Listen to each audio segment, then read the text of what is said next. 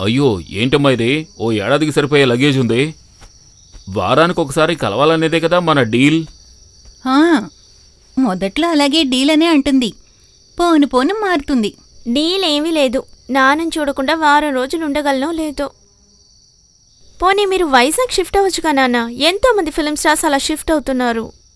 నేను ఆ విషయమేనమ్మా సీరియస్గా ఆలోచిస్తున్నాను. రేపు నిన్ను డ్రాప్ చేయడానికి వస్తానుగా, అప్పుడు అక్కడ ఫ్లాట్ చూస్తాను. Thank you daddy. God bless you. ఇదిగోండి బ్యాగ్. ఏమిటిది? కళ్ళు తుడుచుకో. నేనొస్తానని చెప్పాను కదా. Be happy, okay?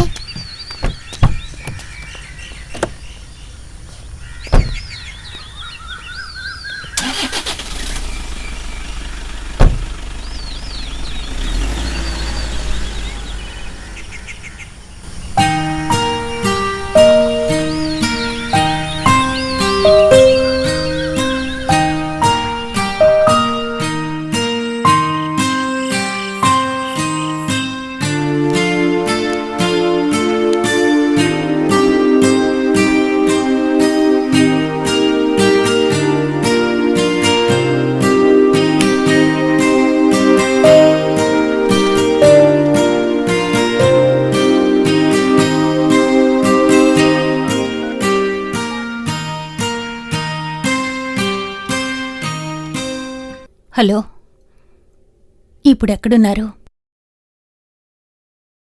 నాకు నిద్ర పట్టడం లేదు. ఈ ఇల్లు శూన్యమైపోయినట్లుగా ఉంది. నా మనసు కూడా అలాగే ఉంది.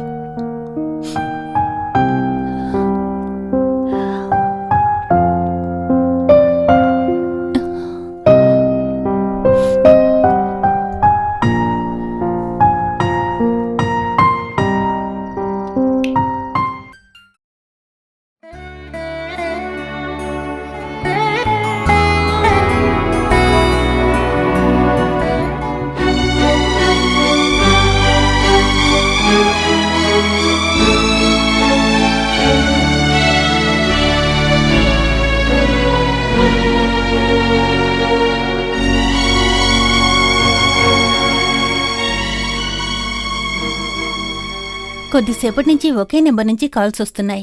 మన అమ్మాయేమో ఏదో అన్నోన్ నెంబర్. మీనాక్షి చేసిందేమో అనుకున్నారు. నువ్వు తీసి మాట్లాడుండొచ్చు కదా.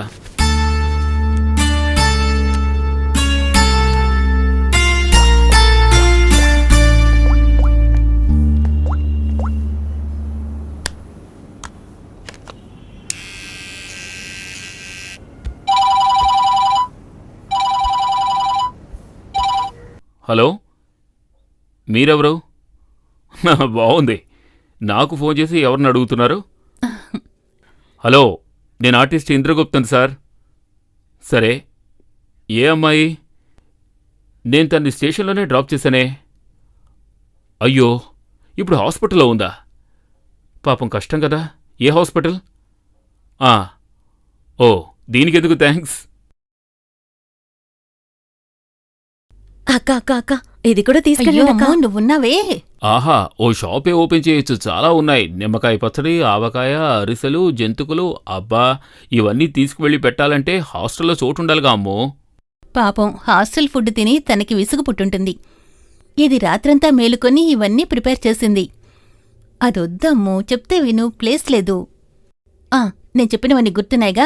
గేట్ త్వరగా లాక్ చేయమని వాచ్మెన్తో చెప్పు. ఆయన నీకు తోడుగా ఉంటాడు.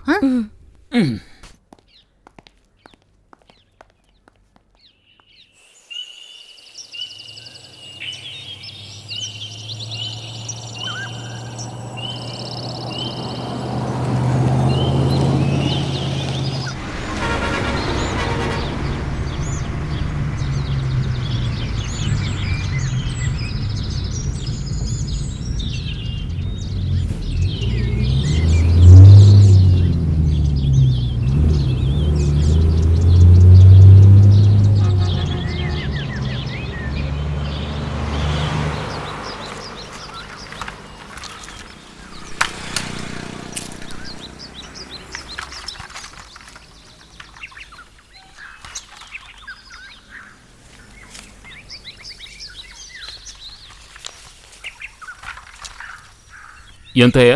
40 రూపాయలు సార్.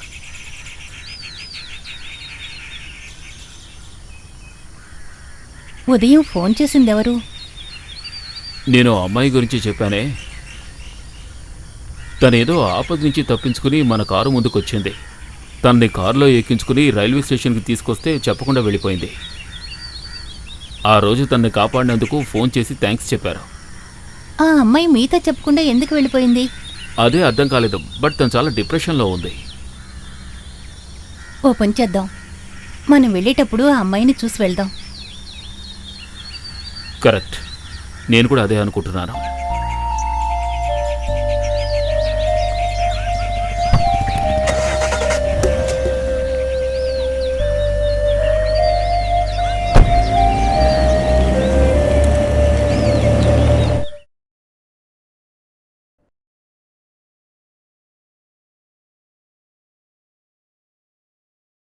రీతు అనే అమ్మాయి గురించిన డీటెయిల్స్ అన్ని రెడీగా ఉన్నాయి కదా? ఉన్నాయి. సారు వస్తున్నారు.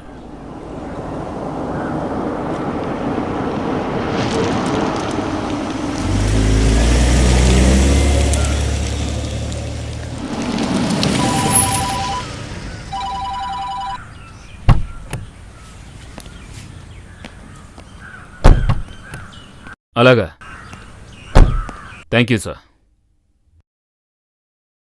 స్టేట్మెంట్ విన్నావు కదా, అంతా కరెక్ట్గా ఉందిగా? ఇందులో సంతకం పెట్టు.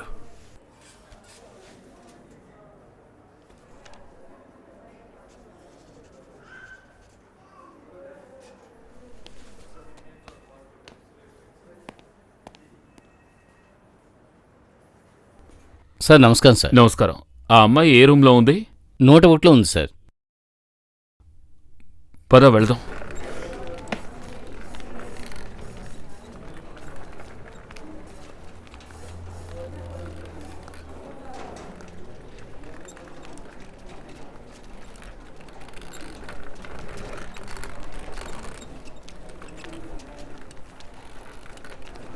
ఇంద్రా, ఇంద్రా,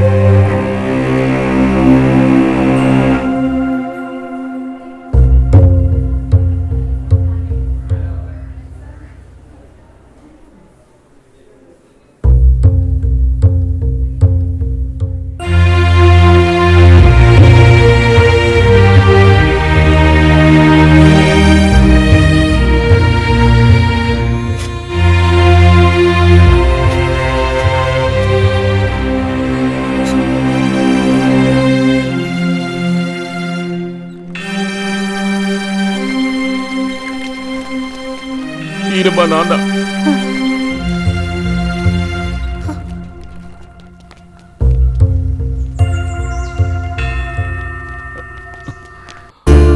తప్పుకోండి, తప్పుకోండి. ఈయన ఆగండి. ఈయన మా నాన్న. మా నాన్న నాకు ఇచ్చేయండి. ఆగండి. నేను తీసుకువెళ్ళి అంత్యక్రియలు చేస్తాను. మా నాన్నని చెప్పు. అవును, ఈయన జీవితం అంతా వీరిని వెతకడంలోనే గడిపారు. దయచేసి వీరిని మాకివ్వండి. చూడాలనుందని లెటర్ కూడా రాశారు. కానీ చివరికి ఈ పరిస్థితిలో దేవుడా, ఆ లెటర్ తీసి వీళ్ళకి చూపించండి. ఏ లెటర్? ఎవరి లెటర్? మేము అన్ని బంధాలు వదులుకొని బుద్ధ భిక్షువులుగా జీవిస్తున్నాం. రండి వెళదాం.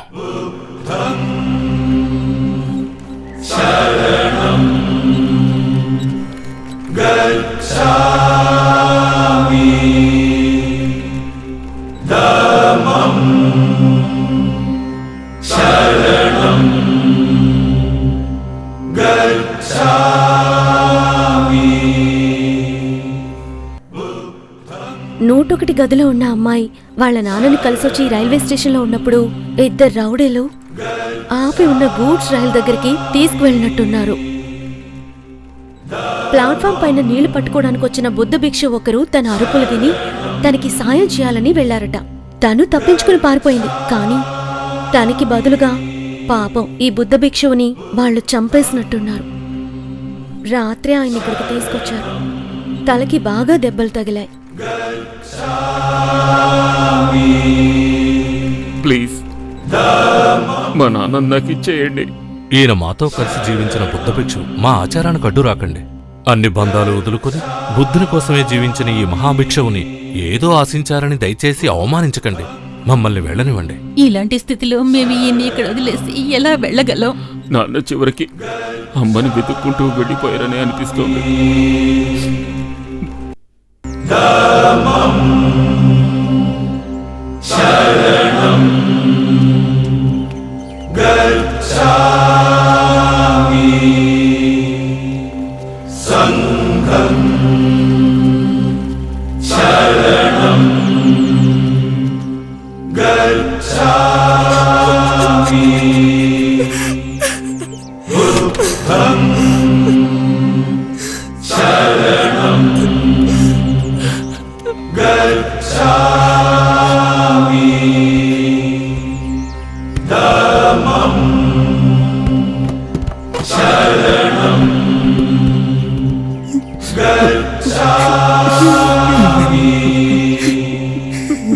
సంఘం